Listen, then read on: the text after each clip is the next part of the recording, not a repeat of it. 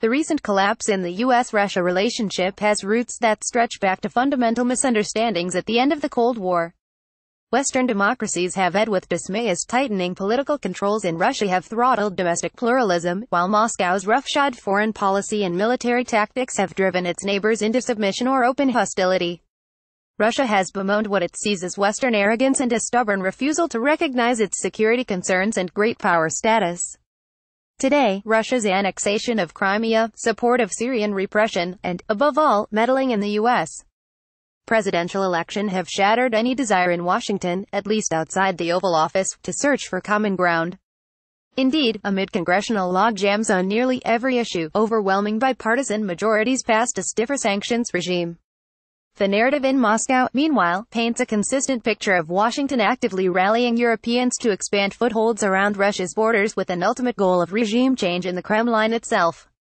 In spite of President Donald J. Trump's apparent eagerness to improve relations, deepening resistance across the political spectrum makes any progress fanciful at this stage.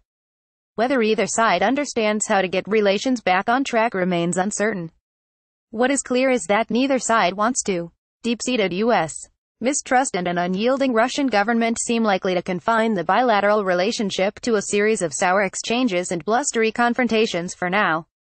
Yet one persistent weakness will ultimately limit Russia's foreign agenda and economy that is likely to fall increasingly behind those of its major neighbors and partners. For now, Russia has largely learned to tolerate Western economic sanctions, and its companies have found ways to live with restricted access to finance. Without reform and economic integration with the West, however, Russian influence will drift toward the margins of global diplomacy. Russia's economy will atrophy from a combination of hyper-concentrated decision-making, continuing dependence on hydrocarbons, and persistent financial isolation. Core goals of Russia's foreign policy will steadily recede from view, including important elements of the economic agenda with its immediate neighbors, the European Union and China. Though a snapback of oil prices would undoubtedly delay any day of reckoning, even large new inflows of petroprofits will not fundamentally close the widening gap with major partners. For policymakers in the United States, the quandary is how to resist Russia's obstreperous behavior abroad while remaining alert to the potential for change.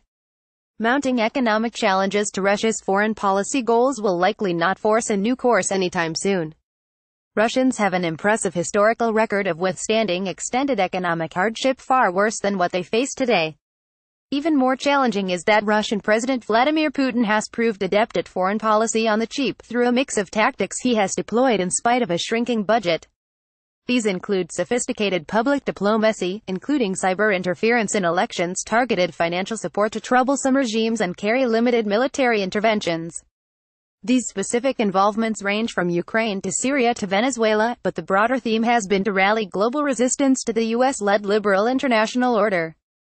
For the foreseeable future, this leaves the United States to respond with vigorous diplomatic resistance, extended economic sanctions, and fresh displays of military readiness. Over the next decade, however, as Russia's economic lag widens and core foreign policy goals fade further from view, a potential future generation of Russia's leaders could begin to realize that their focus on what they term economic sovereignty is self-defeating. Such a change is hardly inevitable, but if anything is likely to alter the current calculus in Moscow, it is the realization that any prospect of a global role for Russia is slipping away. The challenge for Washington will be to for signs that Moscow is ready to make changes and judge whether those changes could warrant relaxing sanctions, or even introducing incentives. History suggests that the two worldviews may never reconcile and that some rivalry is inevitable. Still, the United States should prepare for the possibility that economic constraints could trigger meaningful changes in Russia that could then lead to limited cooperation on major U.S. priorities, whether in Eastern Europe or the Middle East, cyberspace or outer space. Read full text. This paper was originally published by the Council on Foreign Relations. The Geoeconomics and Strategy program seeks to promote and provoke collaboration and debate among experts in national security strategy, foreign policy, and international economic policy, in order to enhance understanding of 1. The use of economic instruments to promote geopolitical goals, 2. The development of national security strategy and foreign policy to advance national economic interests and the stability of the global economy, and 3. The future of the international political and economic order.